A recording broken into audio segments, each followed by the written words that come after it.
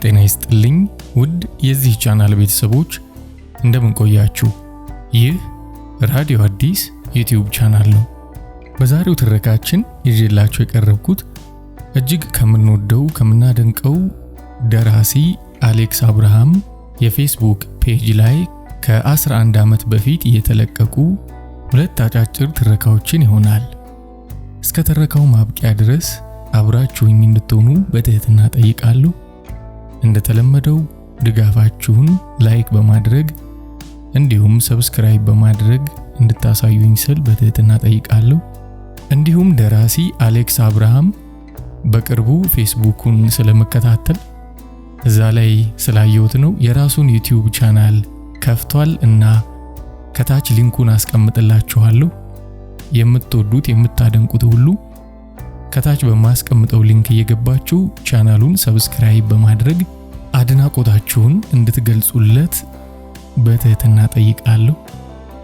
አመሰግናችኋለሁ። ወደ ትረካዎቹ።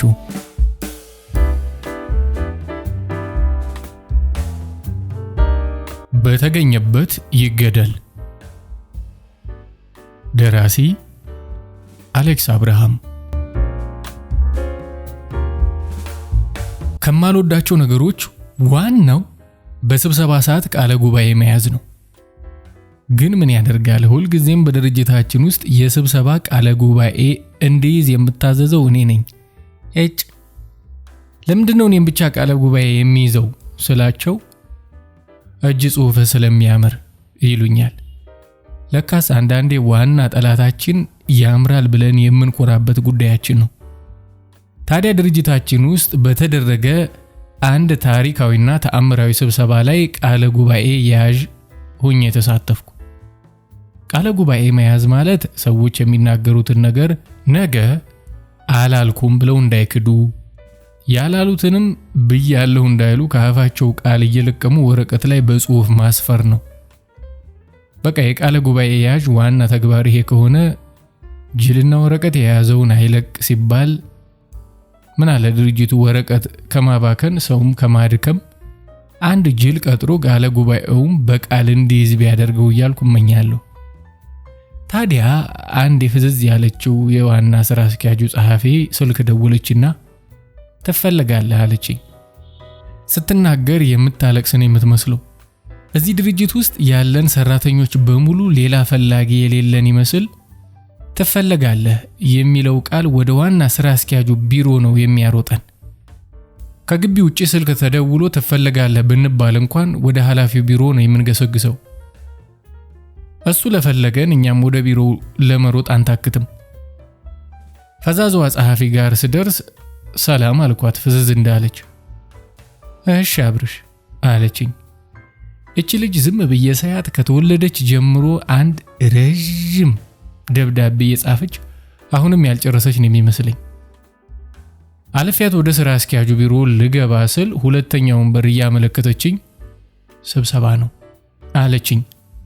አባባሏ ስብሰባው ከበድ ያለ መሆኑን ያሳብቅባታል። ሁለተኛው በር ወደ መሰብሰቢያው አዳራሹ ነው የሚወስደው። ስገባ አዳራሹ በሰው ቢሞላም አንድም ድምጽ ስለማይሰማ ባዶ ይመስላል። በዛ ላይ ተሰብሳቢዎቹ ፊት ላይ የነበረው መኮሳተር ዛሬ የተደገሰ ነገር አለ ብዬ እንዳስብ አስገደደኝ። ኃላፊያችን ፊቱን አጨፍግጎ በእስክሪብቶው ጠረጴዛውን ቀጭ እያደረገ ስገባ በአይኑ ተከተለኝ። ወደ ኋላ አካባቢ ወንበር መርጬ ልቀመጥ ስል ና አብርሃም ወደዚህ አለኝ ኃላፊው። ድምፁ አዳራሽ ውስጥ አስተጋባ። የኃላፊያችን ድምፅ እንኳን ቤት ውስጥ ለጥ ያለ ሜዳ ላይ ቢናገር የገደል ማሚቶ የሚፈጥር ነጎድጓድ ነገር ነው። ናዚ አለኝ ከተሰብሳቢው ፊት ባዶ ወንበር እየጠቆመኝ። ነገር አለ እያልኩ ያዘዘብኝ ቦታ ተቀመጥኩ። ይሄን ነገር ውሰድና ቃለ ጉባኤ ያዝ አለና ፊቱ ተቀምጦ የነበረ ወርቃማ ጠርዝ ያለው ትልቅ አጀንዳ ዘረጋልኝ። ለምን እንደሆነ እንጂ ይሄን አጀንዳ ሳየው የሆነ መጽሐፍ ይመስለኛል። የወርቅ አወጣጥ ጥበብ ምናምን የሚል። በሁለት እጄ በአክብሮት ተቀብዬ ወደ ቦታዬ ተመለስኩ። አቀባበሌ ለተመለከተው የምስክር ወረቀት የምቀበል ነበር የምመስለው። ሾካካ ነገር እኮ ነኝ። ኃላፊው ስብሰባውን በሚያስገመግም ድምፅ ጀመረው። ሰላምታ የለ፣ መግቢያ የለ፣ በቀጥታ ወደ ዋናው ጉዳይ ገባ። ለወትሮ ቢሆን እንደምን ዋላችሁ ብሎ ነበር የሚጀምረው። ዛሬ ግን ሳይዳምን እንደወረደ ዶፍ በቀጥታ አጀንዳውን አዥጎደጎደው። ቀልባችን እስከሚገፈፍ። ለነገሩ እዚህ ግቢ ቀልብ ያለው ሰው የለም። የሆነን ቀድረ ቀላሎች ነን። እዚህ ድርጅት ያላችሁ ሰዎች እንዴት ነው የተጨማለቃችሁት? አለና በጅምላ ፈጀን። ጉድ ፈላ። ቀጠለ። ድርጅታችንን መፈንጠዣና መዛለያ ያደረጋችሁት። አይተን እንዳላየን ሰምተን እንዳልሰማን ስናልፍ እንደ ፍርሃት ቆጠራችሁት። እዚሁ አፍንጫዬ ስር ጎራዴ የመሰለ አፍንጫውን እየነካ ምን ታመጣለህ ብላችሁ ጆሮ ጭው የሚያደርግ ብልግና ታይቶም ተሰምቶም የማይታወቅ ድፍረት አሳያችሁኝ። አሁንማ የራሳችሁ ቢሮ ጠቧችሁ እኔ ቢሮ መጣችሁ እኔን ከነ ወረቀቴና ከነ ቅራቅምቡዬ ከነ ጸሐፊ ከቢሮ ውስጥ አውጥታችሁ በመስኮት ከወረወራችሁ በኋላ ቢሮ ውስጥ መጨፈር ነው የቀራችሁ። ሰው ናቃችኋ። ማን ሀይ ይበላችሁ? ማን ይቆጣችሁ? ኃላፊያችን በብስጭት ተንጨረጨረ፣ ተንዘፈዘፈ። ጠረጴዛውን አንዴ በቡጢ ነረተው። አቶ እሸቱ ብሎ ተጣራ። አቤት ጌታዬ አሉ። አንድ ነገር ሳያስቀሩ ለኔ የነገሩኝን በሙሉ ለተሰብሳቢው ድገሙት ሲል አቶ እሸቱን አዘዛቸው። የድርጅታችን የፋይናንስ ክፍል ኃላፊ ናቸው። ከድርጅቱ ገቢና ወጪ ይልቅ ወሬ ሲደምሩና ሲቀንሱ የሚውሉ እልም ያሉ ወሬኛ። ቆንጆ ወሬ ካገኙ ፊታቸው እንዴት እንደሚበራ ሰው በእንጀራ ብቻ አይኖርም በወሬም እንጂ ብለው የሚያስቡ ይመስለኛል። በአክብሮት ከመቀመጫቸው ተነሱና ዘፍኖ እንደጨረሰ ከመድረክ ሊወርድ እንደሚሰናበት ዘፋኝ 2 ጊዜ ጎንበስ እያሉ ለኃላፊያችን ከሰገዱ በኋላ በአክብሮት ኮፍያቸውን ሊያወልቁ እጃቸውን ወደ ጭንቅላታቸው ሲልኩ ቅድም ገና አውልቀው ሌላ ባዶ ወንበር ላይ ማስቀመጣቸውን መላጣናታቸውን የነካ እጃቸው ነገራቸው። ኮፍያ ማድረግ ስለለመደባቸው ሁልጊዜም ሰው ሰላም ሲሉ እጃቸውን ወደ ኮፍያቸው መላክ ለምዶባቸዋል። ደግሞ መላጣቸው መላጣ ሳይሆን ጠባሳን የሚመስለው። ከዚህ ሁሉ ነገር በላይ ግን የሚታወቁት በነገረኝነታቸውና በነገር አካባጅነታቸው ነበር። ኃላፊያችን ታዲያ ይወዳቸዋል። ወሬኛ ሰው ምንጊዜም ባለቃ ይወደዳል። ችግሩ ግን በዚያው ልክ ይናቃልም። ወገኖቼ ትላንት ምሳ በልቼ ቡና ጠጥቼ ወደ ስራዬ ስመለስ ኮምፒውተሩም አይበጃቸው ጭጭ ይበል ጭጭ አለ። ይሄ ነገር ምን ሆነ ብዬ ሶኬት ባስተካክል ዘግቼ በከፍተው በቃ ዝም። ስንት ጉድ ዶክመንት ይዞ ጉድ ሰራኝ አልኩና አቶ እሸቱ ዋናውን ሐሳብ ባጭሩ ንገሩን እንጂ ምን ነው አንዛዙት አለ ኃላፊያችን ትግስቱ ተማጡ። አቶ እሸቱ በአክብሮት ጎንበስ አሉና እጃቸውን ወደ ራሳቸው ሊልኩ ብለው ተውት።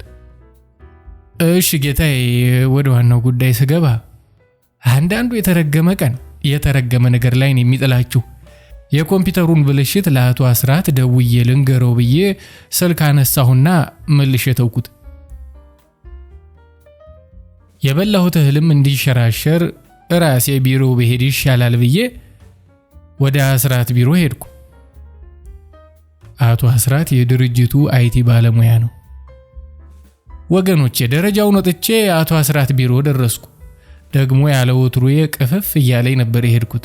ምን ነካይ ዛሬ እያልኩ ለካስ ጉድ ሊያሳየኝ ኖሯል። ወገኖቼ ጠረጴዛ የተሰራው ለምንድን ነው? ለስራ ነው። ከተሳሳትኩ አርሙኝ። እንዴ ጠረጴዛ ላይ የባለ ጉዳዩን ፋይል ሁሉ እንደ ፍራሽ ደልለው እንደ አንሶላ ለብሰው እንዴ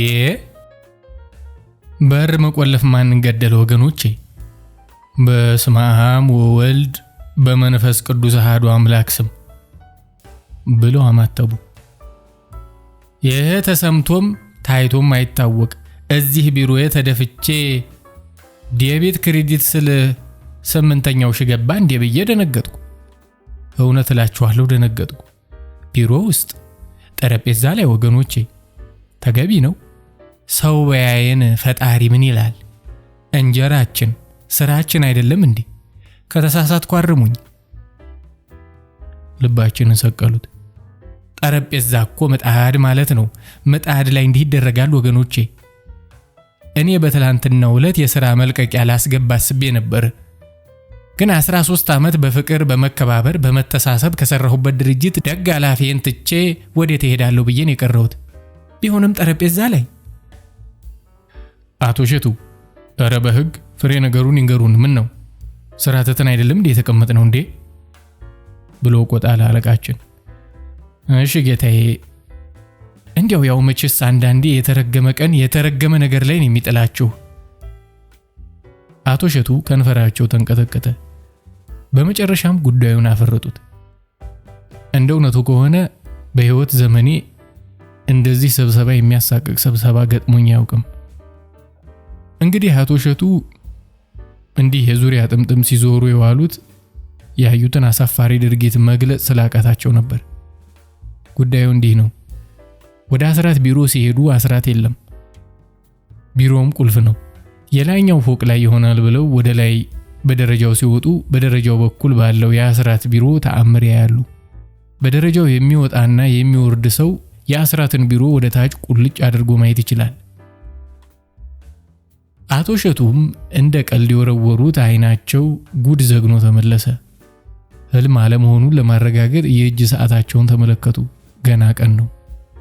የድርጅታችን የአይቲ ባለሙያ አቶ አስራት ሐረገወይን የምትባለው ጸሐፊ ጋር ቢሮ ውስጥ ያውም ጠረጴዛ ላይ ዓለሙን ሲቀጭ እጅ ከፍንጅ በአቶ እሸቱ ተያዘ። አቶ አስራት ነጭ ስራ ጋውኑን እንኳን ሳይወልቅ በጀርባው ጠረጴዛ ላይ በተንጋለለችው በሐረገወይን ረጃጅም ጠይም እግሮች መሃል ሲታይ የአይቲ ባለሙያ ሳይሆን አዋላጅ ዶክተር ይመስል ነበር። አቶ እሸቱ ይህንን ጉዳይ ሲመለከቱ መጀመሪያ ራሳቸውን ሊስቱ ነበር። ግን ይህን በመቶ ዓመት አንድ ጊዜ የሚያጋጥም እይታ ሳላይማ ራሴን አልስትም። እንኳን እንዲህ በቦታው ተገኝቶ ማየት አጋጥሞ ይቅርና ይኸው ጦቢ ሀገራችን የወሲብ ፊልም አሳዶ ፈልጎ በማየት ከአፍሪካ ይሁን ከዓለም ሶስተኛ ተብላ የለም እንዴ ብለው እንደምንም በርትተው የሰው ገመና ሲኮመኩሙ እግረ ኩምኮማቸውንም ይህች ልጅ እንዴ እሳት ናት እንዴ ለካስ ወዶ አይደለም ወንዱ ሁሉ የሚያብድላት እያሉ ጉዳዩን ኮመንት ሲያደርጉ ቆዩ። ሲያወሩ ምራቃቸውን ደጋግመው ይወጡ ስለነበር ክፉኛ ክጃሎት እንዳደረባቸው መጠርጠሬን ቃለ ጉባኤ ላይ መመዝገብ ቃቶኝ ነበር። በእርግጥ ይህንን አሳፋሪ ድርጊት በግልጽ የማወራችሁ መቼም ባለጌ ለመሆን ብዬ አይደለም።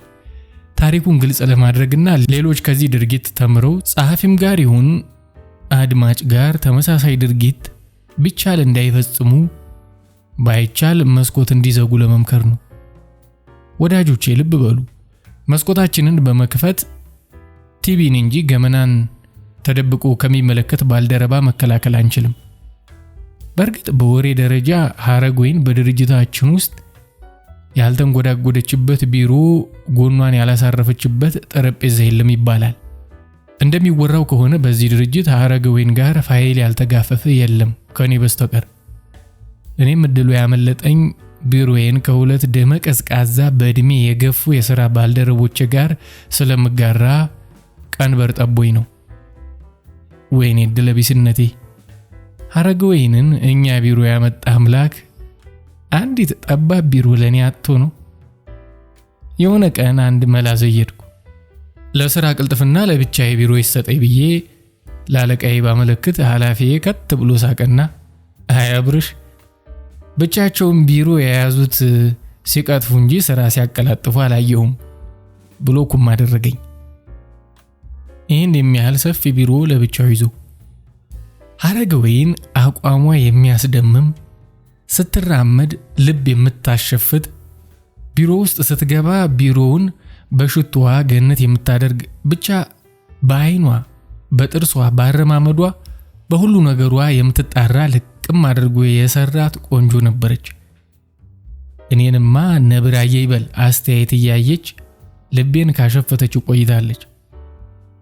ገና ኮሪደሩ ላይ ቋ ቋ ቋቋ የሚል ጫማዋ ሲሰማ ሁልጊዜ ቋቋ የሚል ጫማን የምታደርገው በትዕዛዝ ታሰረው ይመስል ምድረ ኃላፊ፣ ምድረ ምንዝር፣ ምድረ መዝገብ ቤት ሁሉ ሱሩ ይጠባዋል።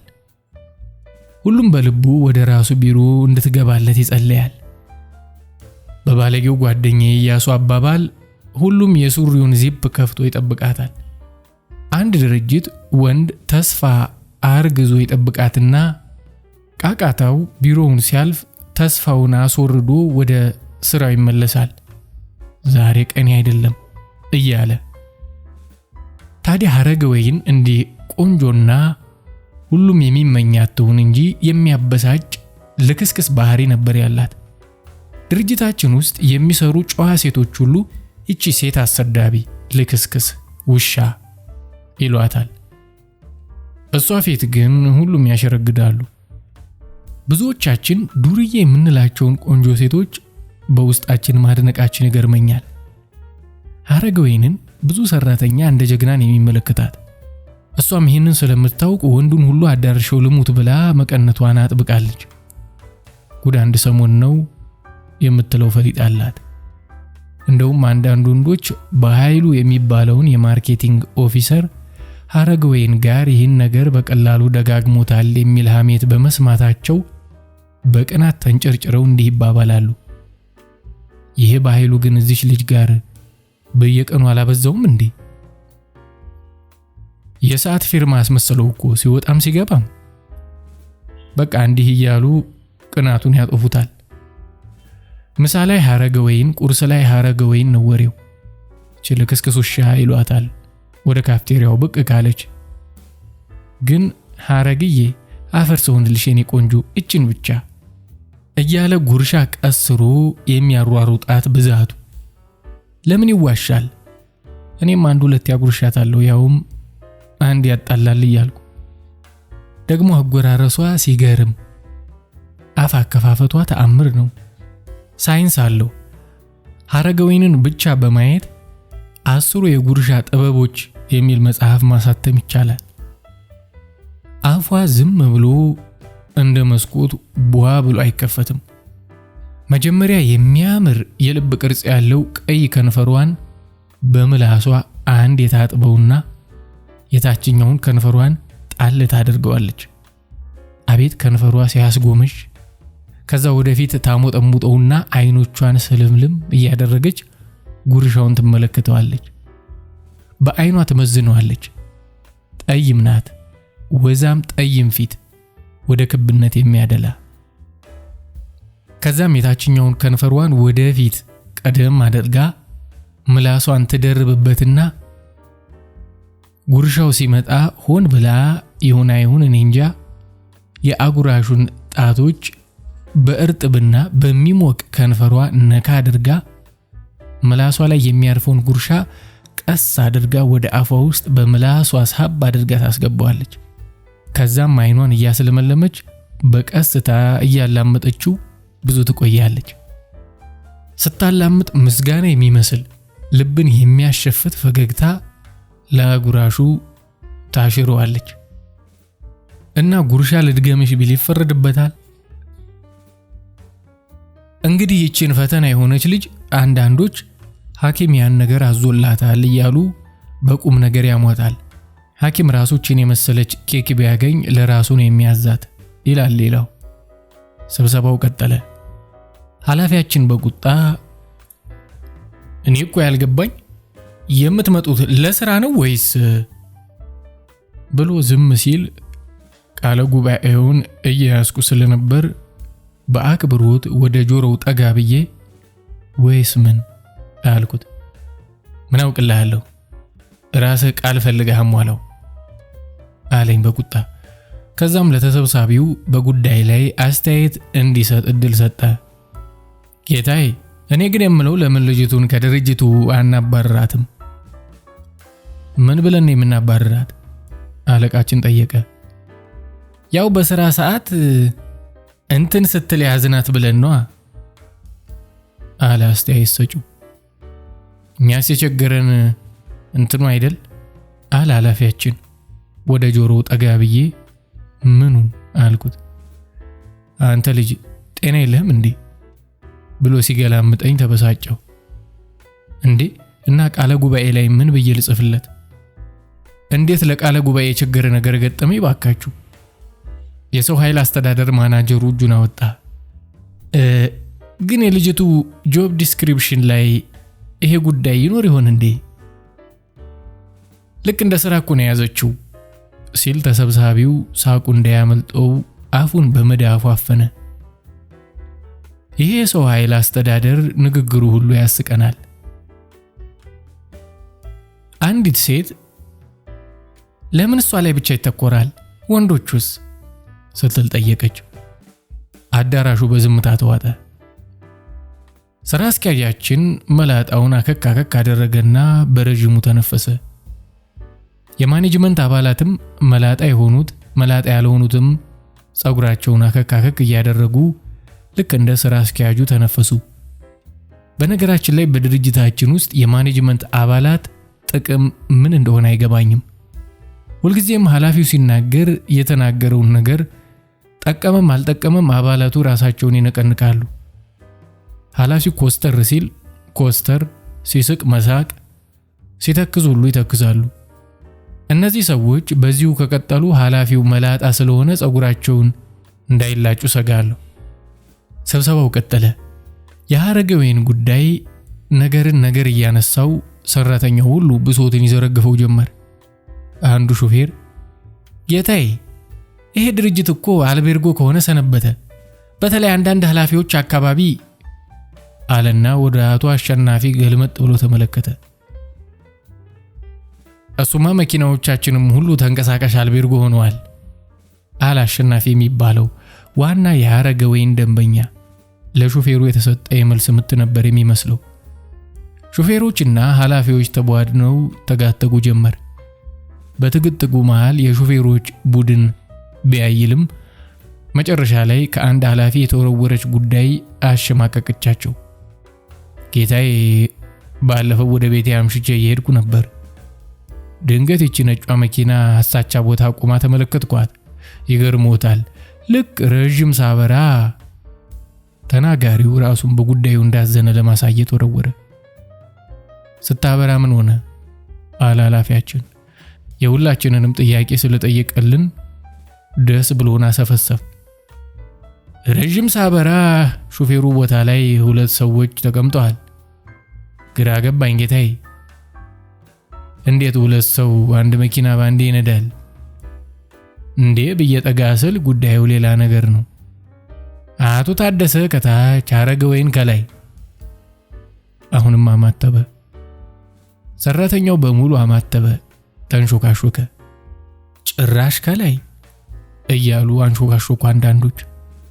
ከላይ መሆን የበለጠ ኃጢአትን የተባለ ይመስል ኃላፊያችን እንዴ እቺ ሐረገወይን ቢሮ አትል፣ ኮሪደር አትል፣ ሻይ ቤት አትል፣ መንገድ አትል፣ ምንድነው ጉዱ አለና አንባረቀ። ሁሉም ጭጭ አለ። እኔም ቃለ ጉባኤው ላይ ምንድነው ጉዱ ብዬ ቀጣዩን ለመጻፍ ተዘጋጀው። ኃላፊያችን ስም እየጠራ መጠየቅ ጀመረ። አቶ ተፈራ ምንድነው ጉዱ? እኔ ምን አውቄ ብለው ጌታዬ አሉ አቶ ተፈራ። አቶ ታዬ ምንድነው ጉዱ? እርግማን ነው ጌታዬ፣ ሌላ ምን ይሆናል? እንዴት እርግማን በሄድሽበት እንትን ብሎ የሚረግማል እንዴ አለ ኃላፊያችን ተገርሞ። በየሄድሽበት ምን አልኩኝ።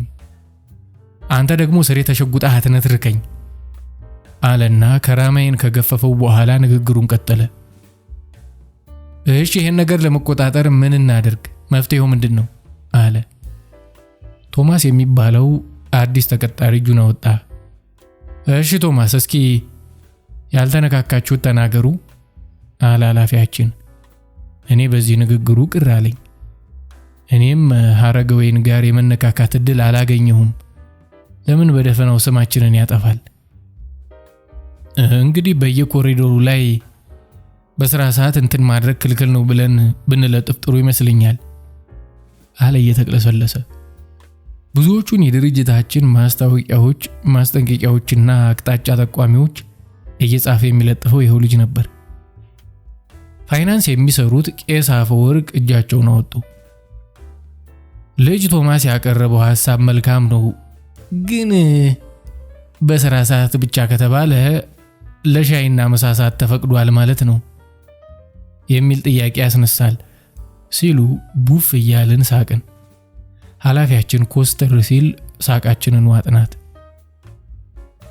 አው በዛ ላይ ገና ከጥንቱ ከጧቱ በመጽሐፉ አታመንዝር ተብሎ የተለጠፈለት ሰው ግድግዳ ላይ ስለተለጠፈለት እንትን ማድረግ ያቆማል ማለት ዘበት ነው።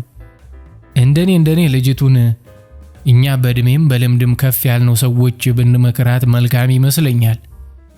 ካስፈለገ መካሪ ኮሚቴ ቢቋቋም በማለት መምሬ ንግግራቸውን አሳረጉ። ጥሩ ሐሳብ ነው፣ መምከሩ ጥሩ ነው መምሬ። ግን ኮሚቴ ባሉት ነገር ሐረገወይን ጋር ያልተነካካ 7 ሰው ከየት ተገኝቶ ነው ኮሚቴ የሚቋቋመው?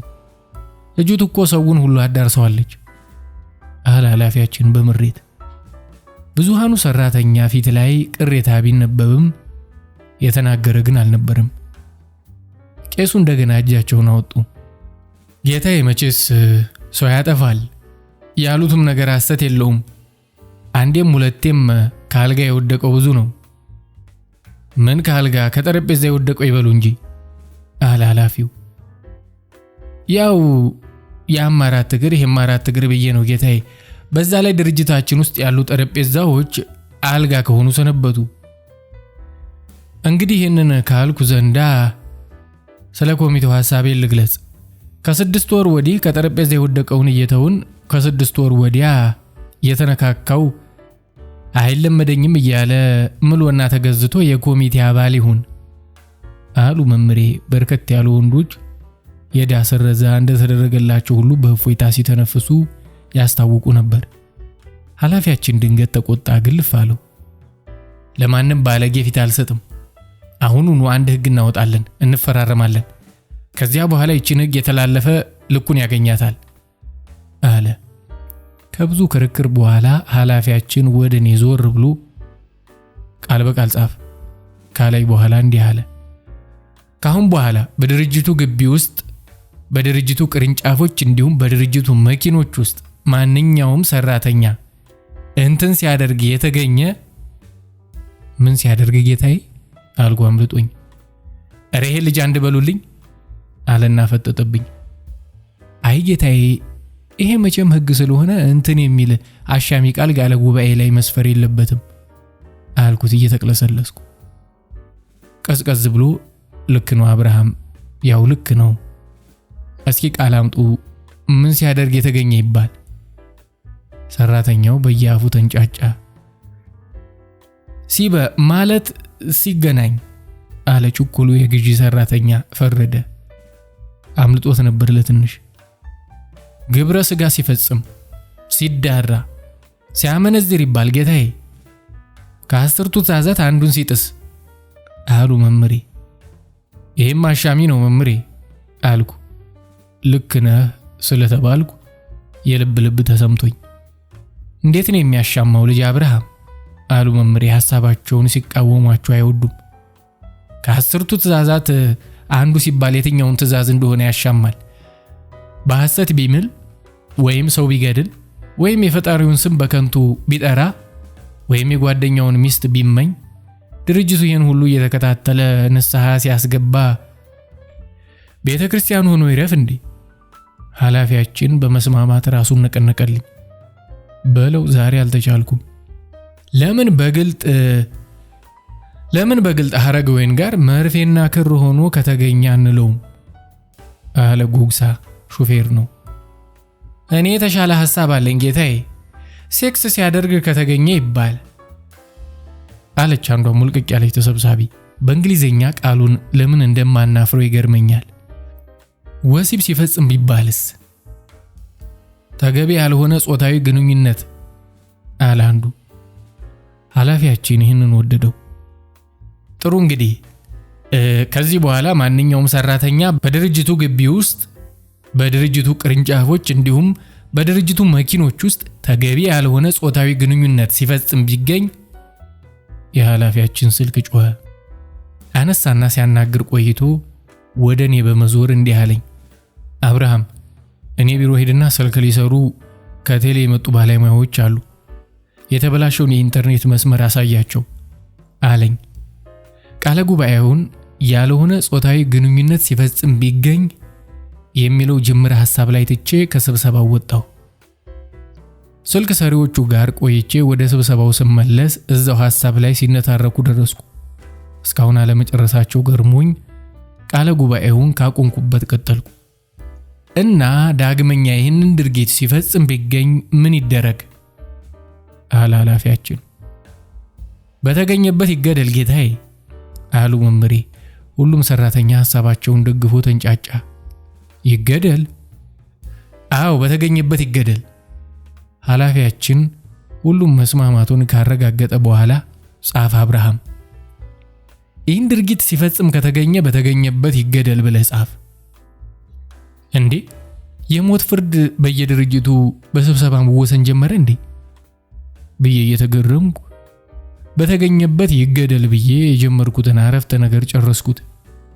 ሙሉውን ሳነበው ከዚህ በኋላ ማንኛውም ሰራተኛ በድርጅቱ ግቢ ውስጥ፣ በድርጅቱ ቅርንጫፎች እንዲሁም በድርጅቱ መኪኖች ውስጥ ተገቢ ያልሆነ ጾታዊ ግንኙነት ሲፈጽም ቢገኝ በተገኘበት ይገደል ይላል። ኃላፊዬን ልጠይቀው ብዬ ቁጡ ፊቱን ሳየው ፈራሁ። በዛ ላይ ደግሞ ለውሻ ማዘን እያለ ሲናገር ስለሰማሁት ጎመን በጤና ብዬ ቃለ ጉባኤውን አቀበልኩት። እንደ ተቆጣ በስሙ ትክክል ፈረመ። ሁሉም ሰራተኛ ስብሰባ ባሰለቸው መንፈስ ፈረመ። በመጨረሻ እኔ ፈረምኩና ስብሰባው ተበተነ። ከስብሰባው አንድ ሳምንት በኋላ አንድ ቢሮ የምንጋራው ሁለት ባልደረቦቼ ፊልድ ተላኩ። ግልግል። በተለይ ፊት ለፊት የሚቀመጠው አንዱ ባልደረባዬ ሲያጎነብስ ጥርብ ገደል የሚመስል መላጥ አናቱ ፊት ለፊት ስለሚያፈጥብኝ ምልጥናው ሰልችቶኝ ነበር። ጠይም ገደል። በቃ ሄዱልኝ። እኔም ስራዬ ላይ ተፍተፍ ስል ድንገት ከሰማይ ተውረድ ከምድር ትፍለቅ እንጃ አረጋዊን ፊቴ ተገተረች። እንዳቀረቀርኩ መጀመሪያ የሚያማምሩ ጣቶቿ ከፍት ባለረጅም ተረከዝ ጫማዋ ላይ ውብ ሆነው ታዩኝ። ከማማራቸው ብዛት እግሯ ብቻውን የመጣ እስኪመስለኝ ትንሽ ግነት። ቀልባችን የሆነች ነገር እኮ ስትፈልግ ፍላጎቷን ማግነን ትወዳለች። ርካሽ ነገር ፈለግኩ ላለ ማለት። ከዛ ቀሚሷ ከፍ ብሎ ቀሚሷን ሊፈጠርቅ የደረሰ ዳሌዋ ታየኝ። ከዛ ክትት ያለ ሆዷ፣ ሽንጧ ከግራና ቀኝ አቅፎት፣ ከዛ እነዛ ጫፋቸው እንደ ሾህ የሾሉ ጡቶቿ፣ ከዛ አይኗ። ተፋጠጥን። አብርሽ ምን ነው ብቻህን ዛሬ ብላ ፈገግ አለች። ከዚህ በኋላ ያለውን ነገር ዝም ነው። ደግሞ የሻይ ሰዓት ስለነበረ ቢሮው ጭር ብሎ ነበር። ጠረጴዛዬን አየሁት። አልጋ መሰለኝ። እንዴ ይህ አልጋ ከየት መጣ? ቅድም ጠረጴዛ አልነበር እንዴ? መጀመሪያ አካባቢን ካድ፣ ከዛ ውድቀትህን በአካባቢው ታሳብባለህ አልኩት ለራሴ። በቃ ጠረጴዛው አልጋ ነው። ይህቺውስ ዋስ የሆነች ልጅ አለች። አልጋ አለ፣ እኔ አለሁ። መኖር አይበለው ፈዝጂ። ቢሮ ባዶ ነው። በዛ ላይ ሰይጣን እምቢልታ፣ ከበሮ፣ ዋሽንት፣ ጭብጨባ ሳይቀር እያቀወጠ አብሮን ቆሟል። በዛ ላይ አእምሮዬ ይሁን ሰይጣን፣ ምናልባትም ሁለቱም በአንድ ድምጽ ሊሆን ይችላል። ምን አሉኝ? እሬ ቆንጆ ጡር አለው። በቃ አንዲት ክልፍልፍ የጽዳት ሰራተኛ በራሷ ቁልፍ በሩን በርግዳው መጥረጊዋን አንከርፍፋ ስትገባ እኔና ሀረገወይን ጠረጴዛው ላይ እመቤቴ ድረሽልኝ ብላ ወደ ኋላ ተመለሰች። ተያያዝን እጅ ከፍንጅ። ለሌብነት ነው አሁን ይሄ አያያዝ? ምን ከምን የሚባለው? ማኔጅመንቱና ሰራተኛው ተሰብስቦ እኔና ሀረገወይንም ቀርበን ውሳኔ ሊተላለፍብን ክሳችን ተነበበ። ይሄ ጉዳይ መታየት ያለበት በሰው ኃይል አስተዳደር ወይም በዲሲፕሊን ኮሚቴ በኩል እንጂ በስብሰባ አይደለም ስል ተከራከርኩ። ዝም በል አለ ኃላፊው። የተከሰስኩበት ኃጢአት ሲነበብ እንዲህ ይላል። አሳቻ ሰዓት በመምረጥ የሥራ ባልደረቦቹን እግር መውጣት ጠብቆ የሻይ ሰዓትን ተገን በማድረግ በቢሮ ውስጥ ተገቢ ያልሆነ ጾታዊ ግንኙነት ሲፈጽም በጽዳት ሰራተኛዋ ወይዘሪት ትበልጥ እጅ ከፍንጅ ተይዟል። ምስክሯ ቀርባ አስረዳች። ሁልጊዜም በሻይ ሰዓት ስለሆነ ቢሮውን የማጸዳው ወደ አቶ አብርሃም ቢሮ ሲሄድ ከውስጥ ድምፅ ሰማሁ። ጠጋ ብዬ ሳዳምጥ የሐረገወይን ድምፅ ነው። ምን ስትል ሰማሻት? አለ ኃላፊው። ኧረ ምን የማትለው አለ አብርሽዬ፣ የእኔ ጎምላላ ሞንዳላ፣ የኔ ቀጀላ፣ የኔ ወለላ እያለች እሱ ደግሞ በጉምላላው በሞንዳላው በቀጅላላውና በወለላው መሃል ደጋግሞ ወይዬ እያላት ነበር። ከዛ ይህን ጉድማ ማየት አለብኝ ብዬ ከፍቼ ስገባ አማተበች። ምን አየሽ? ኛው ተገቢ ያልሆነ ጾታዊ ግንኙነት ሲያደርጉ አየሁ። አቶ አብርሃም መስቀለኛ ጥያቄ ካለ ምስክሯን ጠይቅ አለኝ ኃላፊ። ይሄ መላጣ ራሱን በዳኛ የስብሰባ አዳራሹን በፍርድ ቤት ሂሳብ ያስባል እንዴ? እያልኩ ምስክሯን ኮስተር ብዬ ጠየቅኳት። በአይንሽ እኔና ሐረግን አይተሽናል አልኳት። በአይኔ አላየሁም እንድትል ኮስተር ብዬ በሚገባ ነዋ ብላኝ ቁጭ። የዛሬ ጽዳት ሰራተኞች መቼ ይፈራሉ? እሺ ካየሽ ማንኛችን ከላይ ነበር አለች ሐረገወይን ድንገት ጣልቃ ገብታ። እስኪ አሁን ይሄ ይጠየቃል? አቶ አብርሃም ከላይ አንቺ ከታች አለች ጽዳቷ ሐረገወይንን በመጽየፍ እየተመለከተቻት። ሐረገወይን ምንም ሳይመስላት ወደ ኃላፊያችን ዞራ እቺ ልጅ ውሸታም ነች፣ ከላይ የነበርኩት እኔ ነበርኩ ስትል አዳራሹ በጩኸትና በእርግማን ታመሰ። ላይሽ ላይ ናዳ ይውደቅብሽቴ ባለጌ አሏት። ቃለ ጉባኤው ቀረበና ተነበበ ለውሳኔ። ተገቢ ያልሆነ ጾታዊ ግንኙነት ሲፈጽም ቢገኝ በተገኘበት ይገደል ይላል። ሐረገወይን ራሷን ልትስት ነበር። አጠገቧ የነበረው ወንበር ላይ ዘፍ ብላ ተቀመጠች። እኔ በበኩሌ ኃላፊው ጥበቃውን ጠርቶ ግንባር ግንባራቸውን በላቸው ብሎ እኔና ሐረገወይንን ሲያስፈጀን ታየኝ። ቃለ ጉባኤው እንደተነበበ ኃላፊዬ አበደ። ቃለ ጉባኤ ላይ ያልተወራ ነገር እንዴት ትጽፋለህ? ይህንትን ከማድረግም የባሰ ጥፋት ነው አለና ፈጠጠብኝ። ረጌታዬ ያላችሁትን የጻፍኩት። ዝም በል ማን ያለው? መምሪያ ሐሳቡን አቀረቡ። ሰራተኛው ተስማማ። ጉዳዩ ሲጣራ ለራሴም ሳቄ መጣብኝ። ቃለ ጉባኤ ሲይዝ የስልክ ሰራተኞቹን ለማሳየት አቋርጬ እንደወጣ የተጀመረው አጀንዳ አልቆ ነበር። ቀጣዩ አጀንዳ አንድ ከድርጅታችን ውጪ የሾለከ ወደ ግቢያችን በመግባት ሁለት ሰራተኞችን ስለነከሰው ውሻ ጉዳይ መነጋገር ነበር። እናም መምሬ እሳቸውንም ሊነክሳቸው መሞከሩን ገልጸው ውሻው ግቢ ውስጥ ከገባ በተገኘበት እንዲገደል ሲወስኑ ነበር ተመልሼ የደረስኩት። እንግዲህ በራሴ ስህተት በተጻፈ ቃለ ጉባኤ ራሴ ላይ ሞት ፈርጄ ቁጭ። ሰራተኛው በድርጊቱ ተሳስቆ ሳቁ ጋብ ሲል አብርሃም እና ስለፈጸምከው ጉዳይ ምን ትላለህ አለኝ ኃላፊ። አይኑ ውስጥ ትንሽ ፍቅር አየሁበት። የኔ ነገር እንደማይሆንለት አውቃለሁ። ያው እንግዲህ ሰይጣን አሳስቶኝ ተገቢ ያልሆነ ነገር ፈጽሜያለሁ። የምለው ነገር የለኝም፣ ግን ከናንተ መካከል ከጠረጴዛ ላይ ያልወደቀ ይፍረድብኝ ስል ከክርስቶስ ማምለጫ መላቶ አስኩ። ይህን ሲሰሙ ሰራተኞች አንድ በአንድ ሹልክ እያሉ ወጡ። በመጨረሻ መምሬ ብለው ነጠላቸውን እያስተካከሉ ሹልክ ሲሉ ኃላፊያችን እኔና ሐረገወይንን በየተራ ተመለከተና እናንተ ልጆች ከሳሾቻችሁ እግሬ አውጪኝ ብለዋል፣ ካሁን በኋላ እንዳትደግሙት ብሎን እሱም አጀንዳውን አንስቶ ሹልክ አለ። ባዶ አዳራሽ ውስጥ እኔ ሐረገወይንና ሰፊው የስብሰባ ጠረጴዛ ብቻ ቀረን። ሐረገወይንን ሳያት ፈገግ ብላ አየችኝ።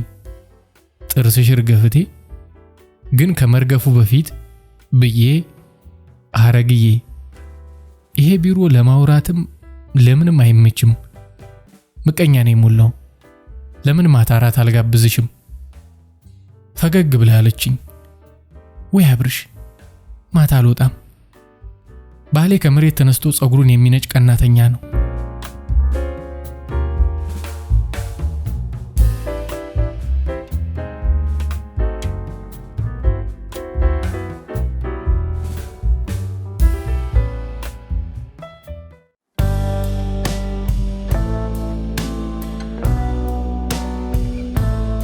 የማይመለሰው ደብዳቤ።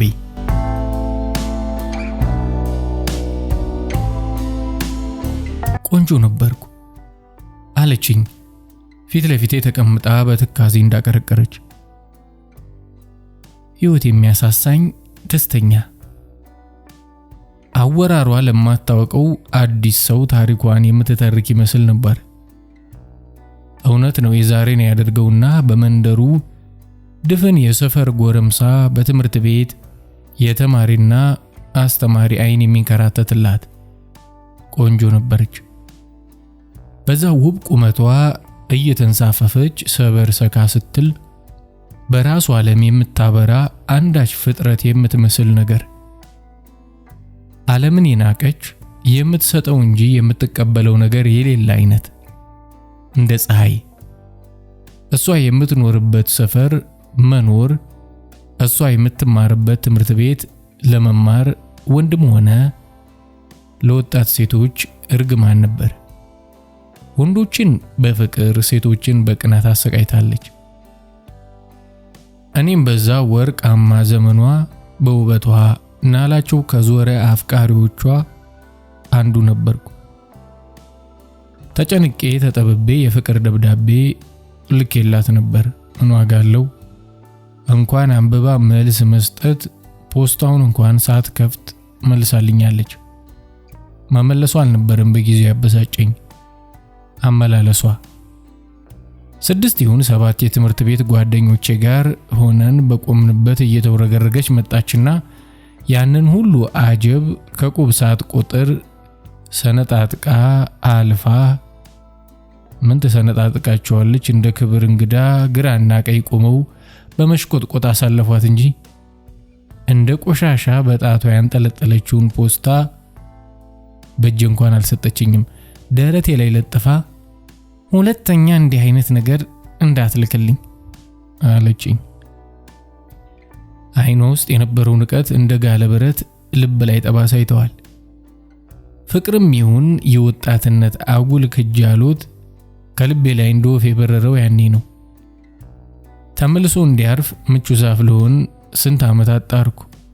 በዛ ሰሞን ያንን ብልግናዋን ድፍን ተሜ የጆክ መፍጠሪያ ሲያደርገው አፍሬ መግቢያ መውጫው ሲጠፋኝ አምሳል የምትባል መልከ ጥፉ የክላሴ ልጅ በጽኑ አወገዘችው።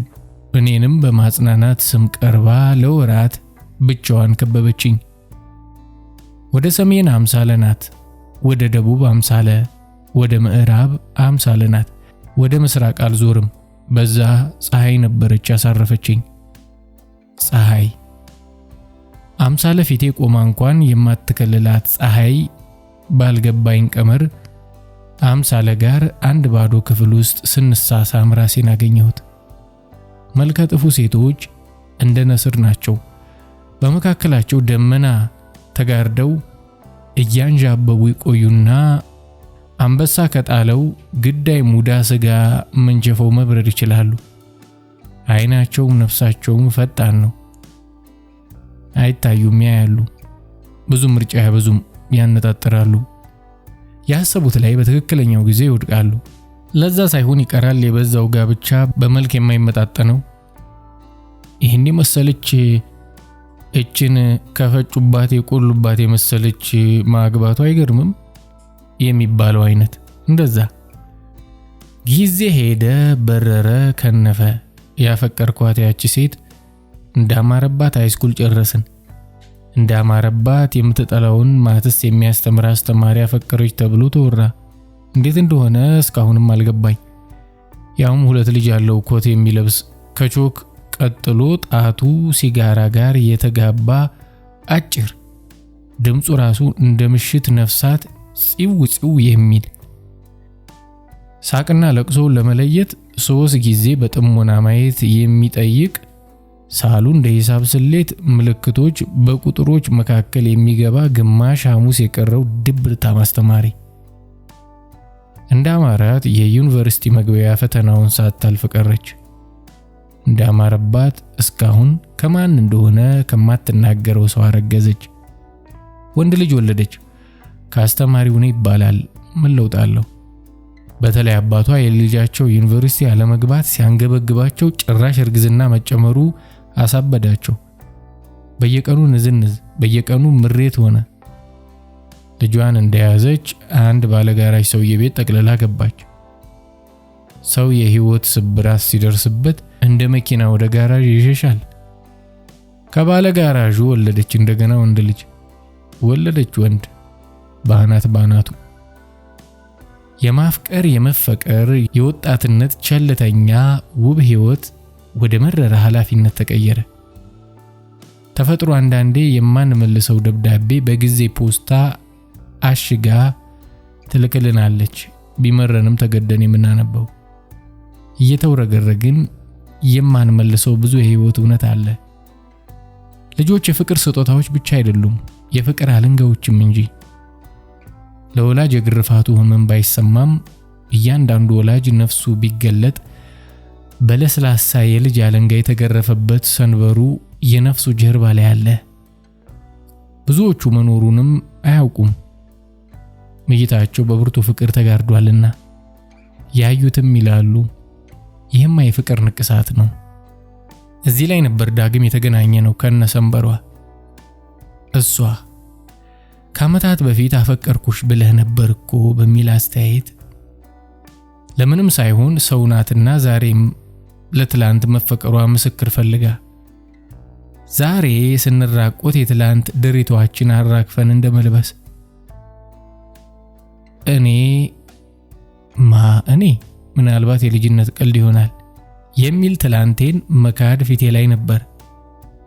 ለምን በማፍቀር ያፈርኩ? ትላንትን መካድ ህመምህን መካድ አይደለምና በደሌን ባረሳም ለምን በማፍቀር ያፈርኩ? የሆነ ሆኖ ብሶቷን በነፍሷ በፖስታ አሽጋ ሰጠችኝ። የራስሽ ጉዳይ ነው ብዬ አልመለስኩላትም። አዝኛ አልነበረም። በውድቀቷ ለመደሰትም አልነበረም። ላላነበቡት ፖስታ እንዴት መልስ እንደሚሰጥ ስላልገባኝ እንጂ። ያኔ መካሪ አልነበራትም። ቢኖራትም ፀሐይን ማን በምዕራብ ወጥተሽ በምስራቅ ጥለቂ ይላታል። የጉዳቱን ልክ የሚረዳ ስክነትም ላይ አልነበረች። ደብዳቤን በክፉ አገፋፍ ለመግፋቷ ቢያንስ ያ ምክንያት ይሆናታል። ሰበብ ዛሬ ላይ እኔ ምክንያት አለኝ። ምን ሰበብ? ስታወራ አይኔን ማየት ታፍራለች። አስቤው ይሁን አለያም በደመ ነፍስ አይኗን ለማየት ሳሳድዳት እንደነበር የገባኝ አትይኝ፣ ምንም የቀረ የሚታይ ነገር የለኝም፣ ዝም ብለህ ስማኝ ስትለኝ ነበር። ደንገጥ ብዬ አቀረቀርኩ። ባቀረቀርኩበት የጠንካራ ሽቶዋ ጠረን ይሰነፍጠኛል። የሽቶ ጥንካሬ በትዝታዬ ማህደር የተቀመጠ ለስላሳ ውበቷን ጠራርጎ የሚወስድ ቁጡ ጎርፍ ይመስል ነበር። ይሄ እሷ ጠረን አልነበረም፣ ይሰነፍጣል። የሆነ እልህ የቀላቀለ ጠረን። የሷ ጠረን ብዙ ዓመታት ቢያልፍም አንድ ቀን ያውን በቅጽበት የትምህርት ቤታችን ሻይ ቤት ቁሜ በኔ ላይ ተንጠራርታ መልስ ስትቀበር በስሱ አእምሮ ውስጥ የታተመ አንዳች ፍስሐ ነበር። ጠረኗ እስካሁን አለ። ያ ጠረን የትምህርት ቤታችን የደንብ ልብስ ፀሐይ ሲመታው የሚያመነጨው ለስላሳ ጠረን ነበር። ተማሪ ወጣት ጨርቅ የሚሸት ግን ደግሞ ከማላውቃቸው የራሷ ነገሮች ጋር የተቀመመ፣ ምናልባት የታጠበችበት ሳሙና፣ የምታኝከው ማስቲካ። እኔ ግን ፀሐይ ነበር የሸተተችኝ። የጠዋት ፀሐይ የሽቶዋን ጠረን አፍንጫዬን ከውስጥ በአየር በማፈን ለመግፋት እየሞከርኩ የምታወራኝን ማዳመጤን ቀጠልኩ። ባሌ ጥሩ ሰው ነው። ከሥራ ውጪ ምንም የሚያውቅ። ወደ ትምህርት ቤት ስሄድና ስመጣ በዘይት ባደፈ ቱታው ትንሽ ጋራዡ በር ላይ ቆሞ በተሽኮረመመ ፈገግታ ከማየት ውጪ እንደ ወንዶቹ ክፉ ደግ ተናግሮኝ የማያውቅ። ታውቃለህ አይደል አለችኝ። በአዎንታ ራሴን ነቀነቅኩ። ሚስቱ የሞተችበት ምስኪን የሥራ ሰው ነው። በዛ ላይ ጎበዝ ባለሙያ እና አንድ ቀን ሲፈራ ሲቸር መንገድ ላይ በስሜ ጠርቶ ሊያናግረኝ ሞከረ። እጁን ቱታው ላይ እየጠረገ የቆሸሸ ቱታው፣ እጁ ላይ የደረቀው ቆሻሻ፣ ፀጉሩ ላይ የተጣበቀበት አቧራ ቀፈፈኝ። ከእግር እስከ ራሱ በንቀት አይቼው አለፍኩ። እንቅ ነበር፣ በጣም ሰው ንቅ ነበር። የሆነ እድሜ ላይ መናቅ ስልጣኔ የሚመስለን ነገር አለ መሰል። አልተቀየመም። 2-3 ዓመት ሊያናግረኝ ደከመ። ላይኔ ተጠየፍኩት። ግን ደግሞ እርጉዝ ሆኜ እንደዛ መላ ሰውነቴ ላይ የሚንከራተተው የከተማው ወንድ አይን መጥፎ ነገር እንዳየ ሁሉ ወደ ሌላ እይታ ለመዞር ሲቅበዘበዝ ይሄ ሰው አልተቀየረም። ከመሬት ተነስቶ እርጉዝ ሴት የሚንከባከብ ወንድ ምን ይባላል? መንገድ ላይ ካየኝ መኪናውን አቁሞ የሚሄድበት ካላደረሰኝ አይመለስም። ጭራሽ ስልኩን ሰጥቶኝ የሚሄድበት ሲኖረኝ እንድደውልለት ነበር። እርግዝናዬ ያሳፍረኝ ስለነበር ከሰው አይን ነበር ያሳረፈኝ። ምጥ ሲያጣድፈኝ ከአምቡላንስ ቀድሞ የደረሰልኝ እሱ ነበር። ምንድነው ፍቅር ነው? ግራ ይገባኛል። ከወለድኩት በኋላ አባቴ ጋር መስማማት አልቻልንም። ወግ አጥባቂ ነው፣ ወታደር። እዛ አስመራ ምናምን ሲዋጋ ጭንቅላቱ ላይ ስለተመታ እስካሁን ትንሽ ብስጭት ከተሰማው የሚያደርገውን አያውቅም። ለነገሩ ሳይመታም በፊት ባህሪው ቁጡ ነበር። ዩኒቨርሲቲ ባለመግባቴ እንደዘለፈኝ እንዳቋሸሸኝ ስድቡ አባት አይመስልህም።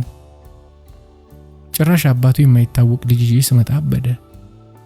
ሲወጣ ሲገባ ዲቃላ እኮ እኔ ሻለቃ ተስፋዬ ቤት ዲቃላ ገድያት እጄን ለመንግስት እሰጣለሁ ካለ በኋላ ምን መንግስት አለ ምድረ ወያኔ፣ ገድያት ራሴን አጠፋለሁ ብሎ ሐሳቡን አስተካከለ። ከትከት ብላ ሳቀች። ተመስገን። ከዛ ምንም መታሰቢያ ሳይተው ከጠፋ ቁንጅናዋ ጥርሶቿ ለምልክት መቅረታቸውን አየው። የሳቋ ድምጽ ራሱ ተቀይሯል። ጥርሷ ብቻ እንደወለድኩ እሰይ ወንድ ልጅ ወለደች ቢሉት ዲቃላ ጾታው ያው ዲቃላ ነው። ወንድ ሆነ ሴት ብሎ አመረረ። መራር ነበር። አታምነኝም። አባቴ እስከሞተበት ጊዜ ድረስ በስንት ሽማግሌና ቄስ ቢለመን ተቀይሞኝ ነው የሞተው። የአባቴ ነገር ሲያማርረኝ እዚህ ባለ ጋራጅ ጋር ጠቅልዬ ገባው። ይገርመኛል። በቃ ይዘኝ ሂድ ስለው በደስታ የሚሆነውን ነገር ጠፋው። ታምነኛለህ? እቤቱ ለ4 ወራት ስቀመጥ አልነካኝም። ድል ባለ ሰርግ ላግባሽ አለኝ። አልፈለኩም። አየህ፣ ዛሬ ግን አለመሰረጌ ይቆጨኛል። የሰርግ ቬሎ ባየው ቁጥር ያመኛል። በሽማግሌ ምናምን ተፈራርመን ሚስቱ ሆንኩ። ከነ ልጄ ባለው አቅም ሁሉ ተንከባክባ ኖረኝ። ልጄ በስሙ ተጠራ። በየትኛው ስራዬ ላለው ሁልጊዜ ድፍን የከተማው ሰው በማያገባው ገብቶ መርማሪ ሲሆን ይሄ ምስኪን ሰው እስካሁን ከማን ነው የወለድሽው ብሎ ጠይቆኝ አያውቅም። የሚያሳዝነኝ ነገር ይሄ ሁሉ ውለታ ልቤ ውስጥ ፍቅር ሊፈጠር አለመቻሉ ነው። አላፈቅረውም። ሞከርኩ። ለራሴ ጥሩነቱን ሰበኩ። ምንም ፍቅር የሌለው ጥሩ ትዳር መኖሩን ያወቅኩት እሱ ጋር ስኖር ነው።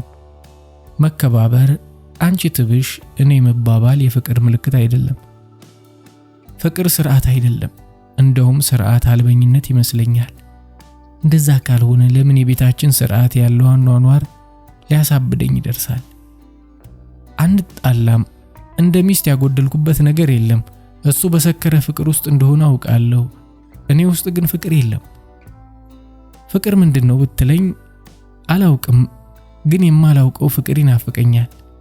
አንዳንዴ ባል እንዳለኝ እረሳዋለሁ። በቃ እረሳዋለሁ። እሱ ግን እንኳን እኔን ጉድለቴን እያስታወሰ ሲሞላ ኖረ። አለመማሬ እንዳያስከፋኝ የግል ኮሌጅ አስተማረኝ። ለነገሩ ትምህርት አልወድም፣ በሱ ግፊት ጨረስኩ። ቆይቶ ሶስተኛ ልጄን ወልጄ አብዝቼ ቤት መዋል ስጀምር ማንም ሊገባ የማይችል ለራሴም ያልገባኝ ህመም ጀመረኝ።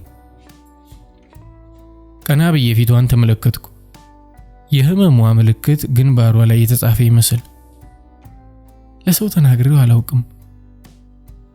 እኔ ሌላም ሰው እንዲህ አይነት ህመም ታመምኩ ሲል በአካልም በመጽሐፍም ሆነ በቲቪ ሰምቼ አላውቅም። ግራ ግብት የሚል ነገር መጀመሪያ ብዙም ማካብጄ ስላላየሁት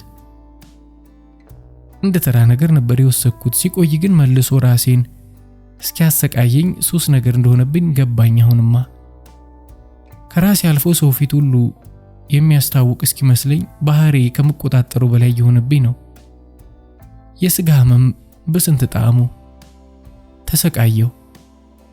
ፌስቡክ መጠቀም ከጀመርኩ 8 ዓመት አካባቢ ሆነኝ። አንተም ጋር እኮ ጓደኛ ነን አለችኝ እንደማፈር ብላ። አዎ እንደ ማንኛውም ሰው ፌስቡክ ላይ ጓደኞች ነን። በግል ተጻጽፈን ባናውቅም አልፎ አልፎ አስተያየቶቿን አያለሁ። በእርግጥ የፌስቡክ አካውንቷ ብዙ ጊዜ ወይ የታመመ የተቸገረ አለያም የሞተ ሰው ምናምን በብዛት ስለምትለጥፍበት ክብድ ይለኛል። እንደውም አንፎሎ አድርጊያታለሁ። ደግነትም ልክ አለው። ሰው እንዴት አሳዱ እንዲህ ያለ ነገር ብቻ ይለጥፋል ብዬ ቢሆንም ምን የሚያሳፍር ነገር አለው ታዲያ አልኩ በውስጤ ቀጣዩን ለመስማት ጓጉቼ። አየህ ይሄ በሽታ የጀመረኝ ፌስቡክ መጠቀም ከጀመርኩ ጀምሮ ነው። አቀርቅራ ዝም አለች። አይምሮዬ ፌስቡክ ጋር ስለሚያዝ በሽታ ሲያስብ ድንገት ምናልባትም ላይሆን ይችላል እኔ እንጃ ብቻ አለች። ለመናገር እየተጨነቀች ትመስል ነበር። የሚሰማሽን ንገሪ፣ ምንድነው?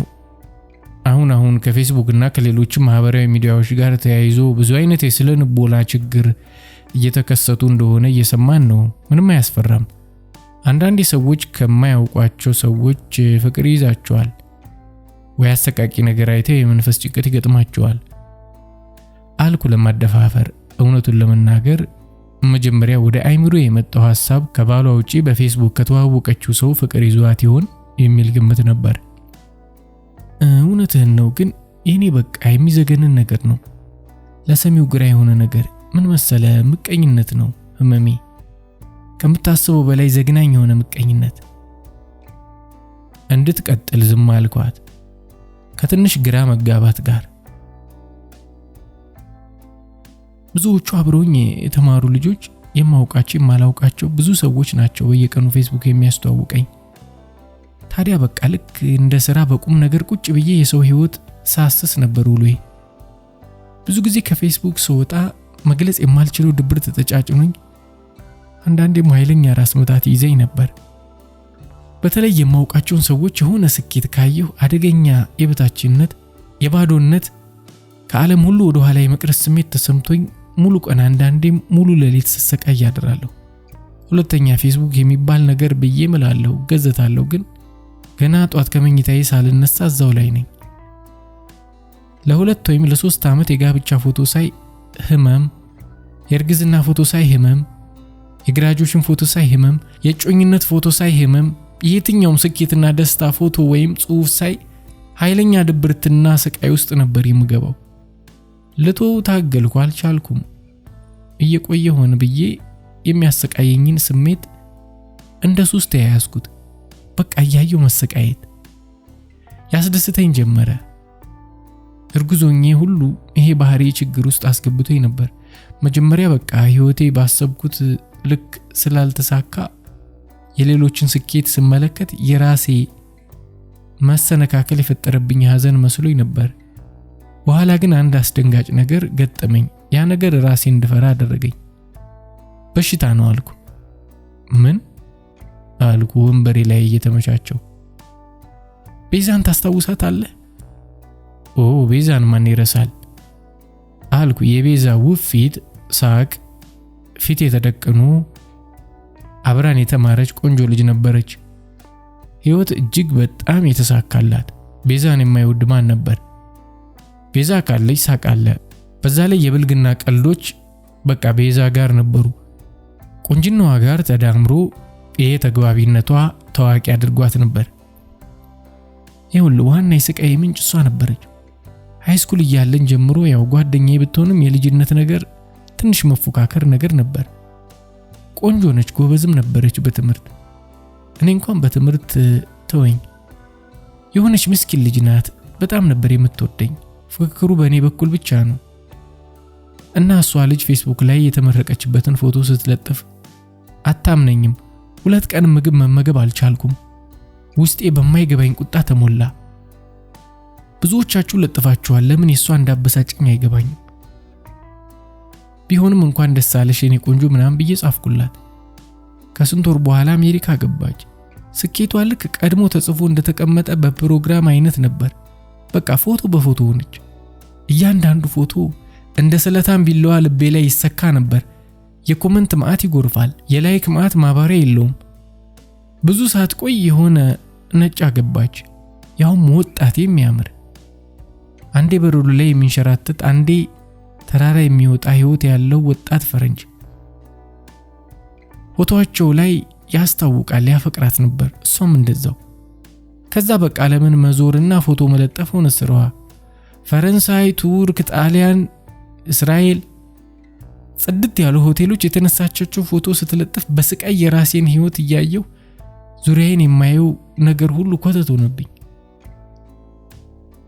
እዚህ ልጆች በገለባበጡት አሮጌ ቤት የማልወደውን የፈለገ ቢታጠብ ዘይት ብረት የሚሸጥ ሰው አግብቼ መኖር የሆነ የቆሻሻ ገንዳ ውስጥ የመጣል አይነት ስሜት ነበር የሚሰማኝ።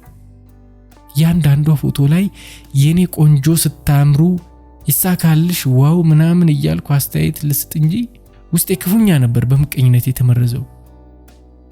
ልክ የኔን ባል እንደቀማችኝ የኔን ኑሮ ነጥቃ እንደኖረች ወደ ሆነ ሀገር ሊጓዙ ኤርፖርት የተነሳው ፎቶ ስትለጥፍ ውስጤ የአውሮፕላን ይከስከስ አንድም ሰው አይትረፍ ይላል። ማለት ብቻ አይደለም መከስከሱን ለማረጋገጥ የሐዘን ዜና ለመስማት 10 ጊዜ ቼክ አደርጋለሁ። እንጃ አይምሮ የሆነ ተረባብሾ ነበር። የሆነ ጊዜ ማታ የእርግዝና ፎቶ አለጥፋ ውስጤ በቅናት በለው በመቀኝነት እርር ብሏል። አትታዘበኝ፣ በሽታ ነው በቃ። በውስጤ በሆነ ምክንያት በወደቀች ወይ በተጋጨች ብቻ የሆነ ነገር በሆነች ባስወረዳት ብዬ ተመኘው። መቼም ጸለይኩ አይባልም። ያው ከፎቶ አስር መልካም ምኞቴን አሽጎደጉዳለሁ። ውስጤ ግን ይቃጠላል።